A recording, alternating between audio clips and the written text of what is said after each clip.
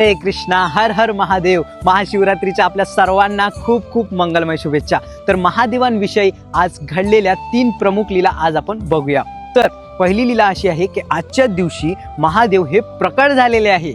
आणि दुसरी लीला अशी आहे की आजच्या दिवशी या जगामध्ये संपूर्ण जेवढे काही शिवलिंग आहे त्या शिवलिंगामध्ये महादेव हे प्रकट अवस्थेमध्ये येतात. म्हणून आपण बेलपत्र अर्पण करून महादेवांची पूजा केली पाहिजे आणि त्यांना प्रार्थना केली पाहिजे, तरच महादेव हे प्रसन्न होतील.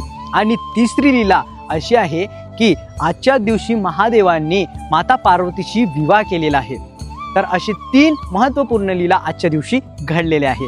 आणि जर आपल्याला महादेवाची कृपा पाहिजे असेल तर आपण काय केले पाहिजे?